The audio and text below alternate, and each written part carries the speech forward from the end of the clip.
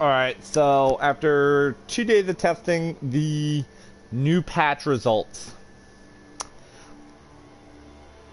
the patch is definitely fun. It's definitely a step in the right direction for the game. And it feels like a position that the game should have been a while ago. Should have already been in this position. However, the reason why I want to mention this, why I want to talk about, again, a little bit of a review, is there is some feedback there. So before we talk about balance, let's talk about the base, right?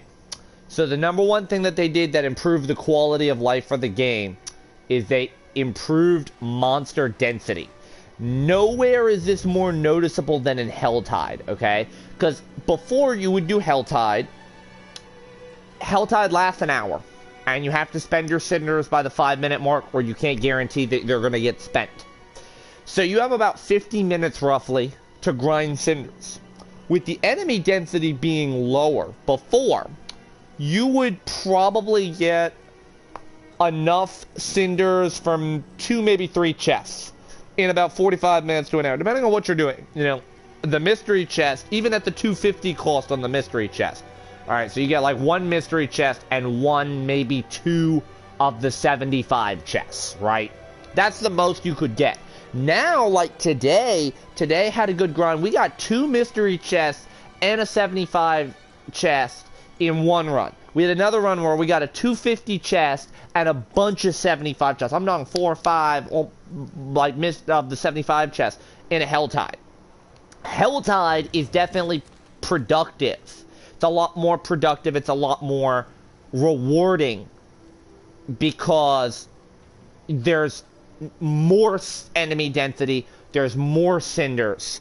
There's more elites. There's more, you know, harbingers. There's more shit to do. So it feels like, hey, I want to play Helltide, right? At that 5-minute mark, when it lets you know, and you're starting to rush around and spend your cinders, is like, oh shit. It's like, okay, there's a chest over here I can do. There's a chest over here I can do. There's a chest over here I can do. There's value to Helltide. Helltide's a lot more fun. Now you look at Nightmare Dungeons. Okay? I'll go to the stash for a minute for the Nightmare Dungeons. You go to Nightmare Dungeons. The problem that you have with Nightmare Dungeons now, so they buffed the density on a Nightmare Dungeon. Alright? Let's say I pick this sigil. I do this dungeon. They increase the density on it, right? So, okay. I get more experience out of a Nightmare Dungeon now. There's more things for me to kill. It takes longer for me to do the dungeon, obviously, for the most part. It's better. I'm actually torn on this. I think Nightmare Dungeons are a little bit worse now than they were before. Because, sure, they increased the density of a dungeon, but they didn't buff the elites. They didn't buff elite spawns. Now, like, if you're doing something for, like, Animus carriers, right? Let's say I'm doing this. The second stage of it is Animus carriers. I walk into a room that has 2 Animus carriers, there's going to be 2 elites in there. Right? That's the only way they really buffed monster density. Is if there's guaranteed elite spawns, there's more of them. But they didn't scatter more elites throughout. I actually died to a butcher today for the first time in forever. Because I'm still running past all these common packs of enemies. There's just common enemies everywhere. There's common enemies. And if you have an annoying enemy type that you don't like to deal with, like, okay, I'm on Barbarian right here.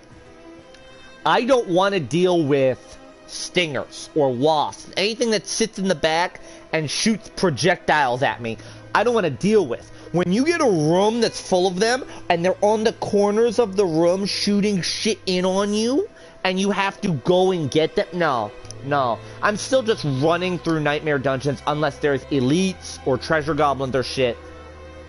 Loot drops are much better now. If you notice, I have a page now dedicated to uniques because loot drops are much better. Legion events are more rewarding. Treasure goblins are more rewarding. Bosses can be more rewarding if you can kill them fast enough. Bosses are now much more accurate tests of how good your build is. Because before, bosses melted in like 3 or 4 seconds. You do an aspect dungeon, the boss at the end isn't worth anything.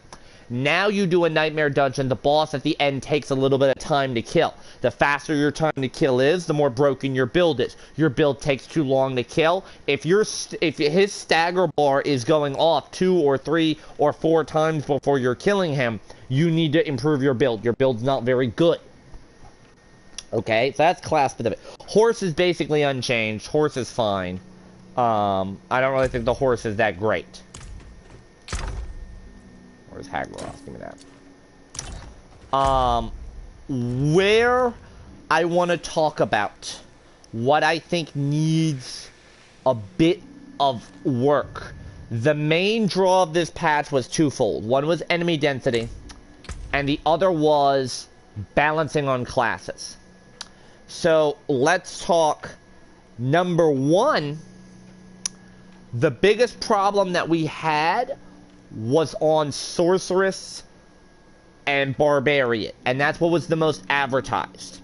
Now you see I'm on Barbarian. I'm on Barbarian for a reason. We're not going to talk about Necro. We're not going to talk about Druid. I don't play Rogue, so I'm not talking about that. Necro and Druid basically work like this. Minions got a little bit of a buff because minions die less often. Some of their legendary aspects got minor buffs. Nothing noteworthy enough that's really like game-changing. They're nice to have. They're not game-breaking. You're not changing your build for, right? Wolves are a little bit stronger for Druid. That's the only change I can say. Spirit gains are a little bit better for Druid. That's all I can say. Now you look at Barbarian. So let's look at the changes for Barbarian, right? I chose Barbarian for a reason, okay? So let's look. So all of your basic skills grant a lot more Fury. We're not complaining about that, though. Like, that's a nice buff, but does that really fix basic skills? Are you really looking and going, wow, gee, now I'm going to be using a basic skill more often because I generate so much more Fury? No, they really didn't. It really doesn't change how the weapons work. The advantage to buffing the basics is now people might not drop them immediately. Like, it's no longer be a situation where you run 1 point into lunging strike, you pick up enhanced lunging strike, and you're onto your core skill tree. You might actually, like, use a basic skill more now. What else did they change? Upheaval. Minor buff to violent upheaval. Like, okay. That's not changing this build at all. You would still want to run Furious Upheaval instead, right? They changed Charge, where they buffed up Charge a little bit. They buffed up Enhanced Charge. They buffed up Power Charge. They buffed up Mighty Charge.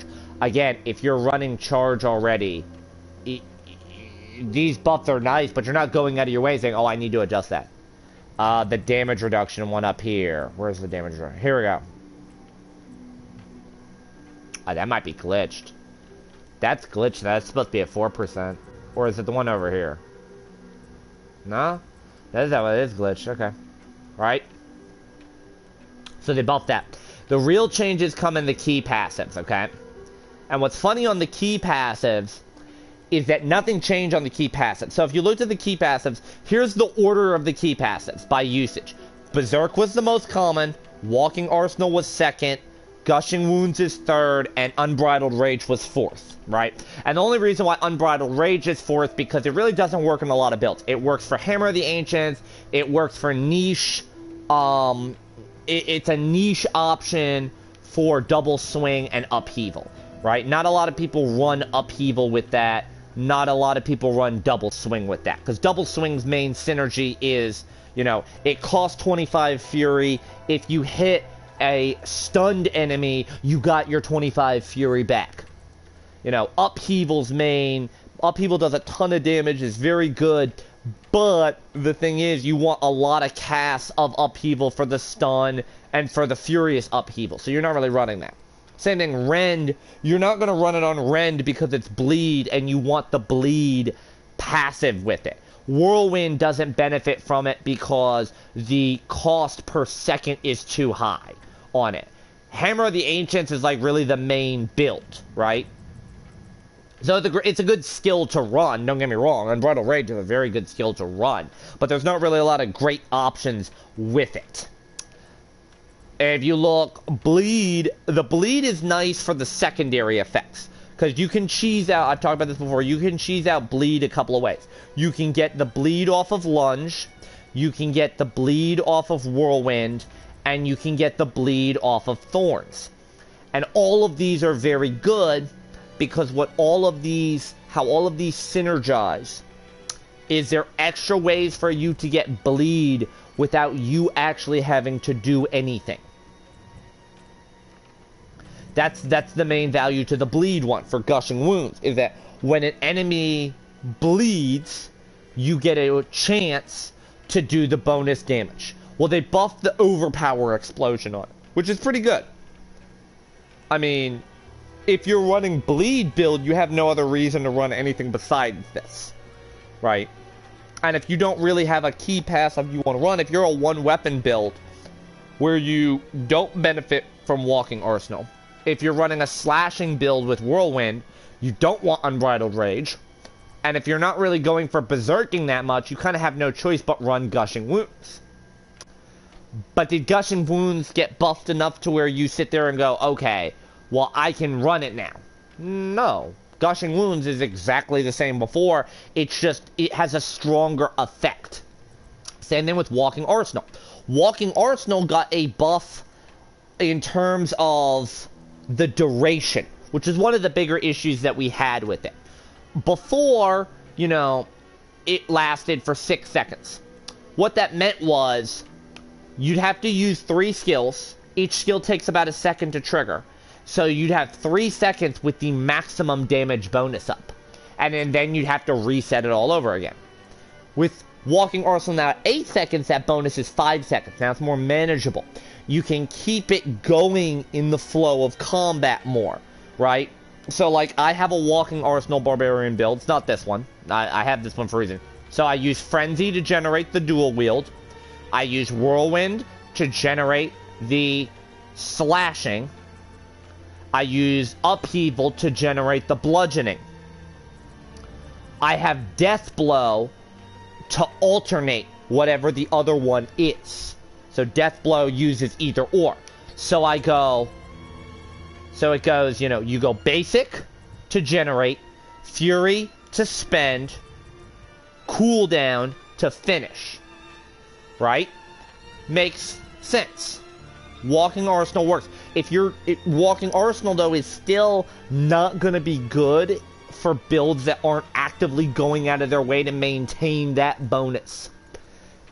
But it's a nice quality of life for it. And then they buffed Berserking a little bit to where Berserking now makes more sense as to what it does. Which, again, I don't like the Berserking build. So you look at the core changes, right? All they did is change numbers. Same thing if you look at the numbers on what they changed here, right? Okay, so here's an example. Ground Stop Crit, Earthquake's got a buff across the board. Where they buffed the damage of the Earthquake, the damage reduction in the Earthquakes. Okay, great. They buffed a few things in here. The only legendary aspect that really got a buff was Unrelenting Fury. Because Unrelenting Fury used to be killing an enemy with a core skill, refund 10 to 20% of the Fury cost once per skill cast. Now it's killing an enemy or hitting a boss with a core skill refunds 20 to 30% of the Fury cost, which this is a direct buff to this specific Barbarian build with Unbridled Rage. It's a massive buff to the Unbridled Rage build.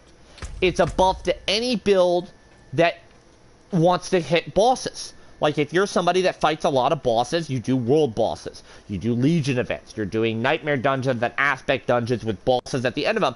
This is giving you a constant Fury generation back that this type of slow, monotonous build doesn't benefit from.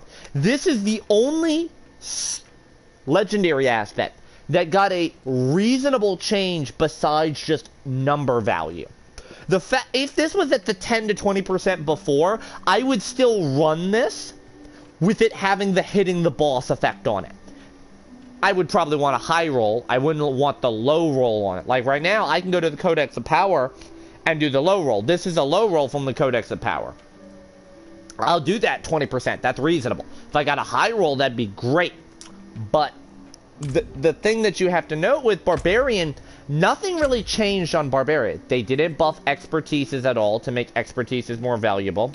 They didn't buff the gear and give us anything, any new outlandish legendary aspects or buff to legendary aspects that make them feel more unique. Most Barbarians are still going to be running some basic bitch things in here involving bleed, involving stun, involving whirlwind, involving berserking. You're still running those core sets of aspects. Nothing got changed in this department. It's not like, you know, if you want to talk about buffing basics, every one of the legendary, there should be a legendary for each of the aspects, right? That's my thing. Or for each of the basics. I think every class should have one legendary that's tied to a basic skill. Necromancer is the Decompose one, which is pretty good for Decompose. But look at something like Lunging Strike. They want to buff Lunging Strike. They want people to use Lunging Strike more, right? They could have had something where Lunging Strike has a 50% lucky hit chance. If they did something where if lucky hit triggers a lucky hit chance, there is like a 10 to 20% chance that your next 3 casts of Lunging Strike will all be guaranteed lucky hit triggers. Okay? You look at something like Bash, right? Bash is a skill that stuns a lot. So you could have had a legendary aspect where hitting an enemy that is already stunned with Bash generates 20 Fury per hit while they're stunned. And the next skill that you use that spends Fury will consume all of your Fury that was bonus generated by this Bash to deal X amount more damage. Something like that. Frenzy, having something like the attack speed bonus from Frenzy is extended based off of the amount of the number of enemies hit. So every enemy you hit with Frenzy, while at maximum stacks, generates an additional second that you keep the bonuses up. Flay could have had something where if an enemy died to the direct damage of Flay and not the bleeding damage of Flay, the next cast of Flay would deal double bleeding damage. Something like that could have been done to buff these. They could have done something to buff Ground Stomp, Iron Skin, Charge, Leap, in a meaningful way to give extra defensive options instead of just Challenging Shout, Rallying Cry, War Cry, plus a core, basic, and ultimate, right?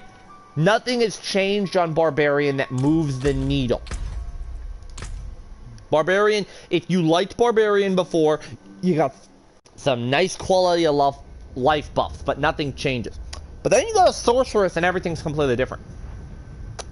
Now, the majority of Sorcerer comes down to how they chose to redo it is a bit annoying.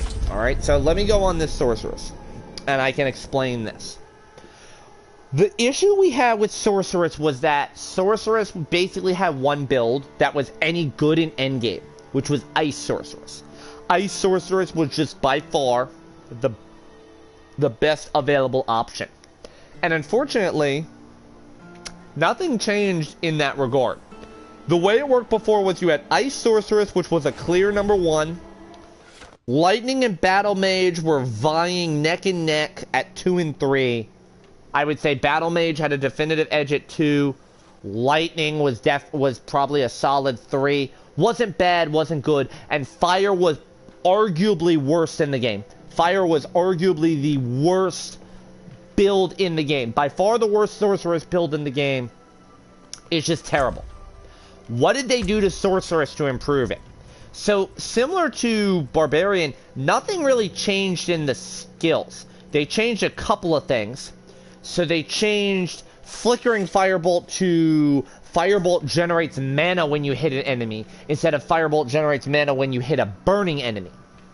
Meaning, you no longer had to hit a target twice to get the mana. 2 mana per hit is not enough to justify that being buffed, right? They tried to buff fire and lightning. But what's interesting is they really didn't change much of anything. So they did the change on that. They gave Charge Bolt and Chain Lightning a little change. So Chain Lightning, this one right here, each time Chain Lightning bounces, it deals 5% increased damage for the duration, right? That's a change on it. Charge Bolt got hitting the enemy with Charge Bolt. Which one is it? Here we go. Each third time an enemy is hit by a single cast of Charge Bolts, the bolt surges upon impact, dealing its damage in an area. So this is now more of an AoE skill, which is pretty good. Right? Did they change this? I don't think they did.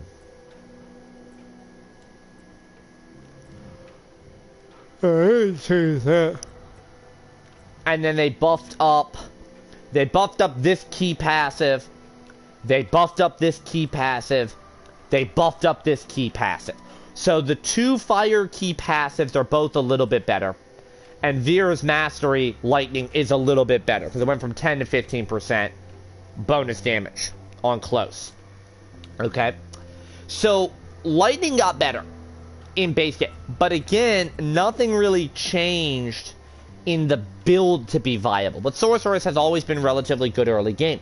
So what changed? Why did Sorceress feel different? Okay. By the way, they put a lot of the changes into Paragon, where you have to invest more in Paragon late game. I have no problem with that. I like that system. I think that's the system that it should have been in the first place, where they put a lot of your survivability into Paragon late game.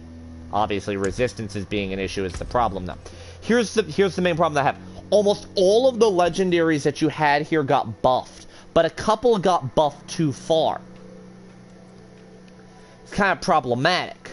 If you look, obviously Lightning got some good changes. Chain Lightning getting an additional 2 bounces at 4 bounces instead of 2 bounces, right?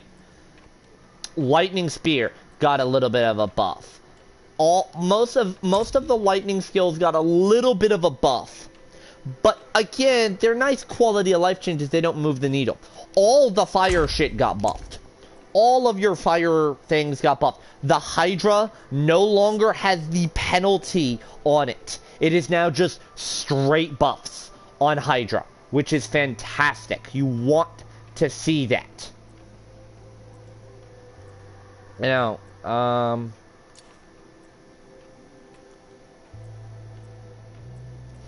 Firewall got buffed. Like, all the fire skills got buffs. This right here, 3 curses, major buff in terms of damage output.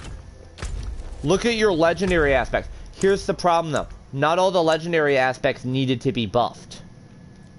Because if you look, Blizzard, which is one of the best skills for defensive options for this one right here, it didn't need that buff. Ice Armor, didn't need that buff. So the problem now that you had was, before, the issue was, Ice is by far the best build. Ice is by far the best build. There's no question about it. Now it's even further ahead than the other classes, because it just got so much defensively going for it. Ice is the premium defensive build in the game, and that's what you need in endgame. Lightning went from being a solid 2-3 option to being average. It's still good, but it requires a different technique. And one of the reasons why is they nerfed a key aspect. So, if you go to your resource tree, this aspect was very good. This carried Battle Mage, made Battle Mage one of the best setups in the game. Damage from burning damage had a chance to restore mana. Now it's damage from pyromancy skills. Well, why was that good? Okay, here's what you would do. You get the Firebolt enchantment, where any damage from a skill gave you burning damage. You run Hydra, which gives you burning damage. Just passive burning damage. If you run this one right here, you ran that ring. That's all you needed. Those 3 tips. You lost a ring, yes. You lost an enchantment, yes. And you lost a skill spot. But that's what made Battle Mage work. You had that little fire engine going that covered your burning damage. You could do something like Frostbolt for chilling. You could do something like Chain Lightning for damage. Run whatever defensive skill you want. Run something like Inferno for an ultimate. Run something like a Ball Lightning or a Blizzard for some more damage. You were set. Now, Battle Mage is near the bottom because that burning engine no longer works. The burning ring doesn't work with the Firebolt enchantment. It specifically has to be from a fire skill. Which means now you have to swap your basic out for Firebolt. Firebolt now has to become your basic skill in Battle Mage. Sure, that frees up an enchantment slot, but what the fuck are you going to do with the enchantment? Chuck on Chain Lightning, I guess? Chuck on Frost Nova? So Battle Mage got worse. Lightning got a little bit better, but Lightning really didn't move. And Fire went from being worse to really good, but Fire is still in this scenario where Incinerate is still one of the worst, if not the worst, damage skill in the game. Fireball is good, but you need a unique and 2 legendaries. Meteor is good, but you need all of your legendary spots are going to the Meteor. All of your offensive legendary spots. Firewall is good, but you're losing 2, 3 legendaries for Firewall to be good. Combustion is still shit because it's just increasing burning damage, which Fire does already. And Issue's Ferocity is now good, but again, you're losing 2 legendary slots to make it good. Fire is in a great position because all the legendaries got buffed. But my thinking is this, like, they did nice quality of life buffs, so every class feels better to play, right? I've been playing my Lightning Sorceress now. It's now pure Lightning Sorceress. I've been running... I went for this ring where Ball Lightning gets the orbit damage now. This is really good. You combine that with the mana cost reduction that I have. I have good mana cost reduction. I'm enjoying this. I'm thoroughly enjoying playing this character. This is fun. I enjoyed grinding this. A lot of area of effect, passive damage, not really strong. Individual damage, but I crowd control a lot. I crit a lot. It's a fun build to play. Not necessarily the most serious build. Fire, similar. Tested out a friend's Fire build. Really fun to play. Burning, crit damage. There's damage to everything. Everything can damage each other. Great. Battle Mage feels really weak without the Incendiary. Ice is just as strong as ever, if not stronger, but it's boring as fuck. Like, I'm bored playing Ice. I stopped playing my Ice Sorceress today. I did like 2 to 3 dungeons and said, okay, I'm bored. Because it's the same monotonous thing over and over. It's stronger defensively. I don't die that much, but I think that's kind of the problem right now with this patch. It's a great patch. It moves the game along in a forward manner. If you knew what you were doing and you enjoyed playing your build, this patch is great for you. Because you moved forward in a positive manner. You're seeing endgame progression. You're seeing improvements to your build. You're seeing improvements from the developers showing that they're listening and making positive changes. If you were expecting a major buff to any underperforming classes like Sorceress or Barbarian, you're kind of shit out of luck. They're pretty much in the exact same condition they were in before. And they basically just closed the gap between the lower end and the higher end and pushed them a little bit closer together. All in all, though, it is a good patch.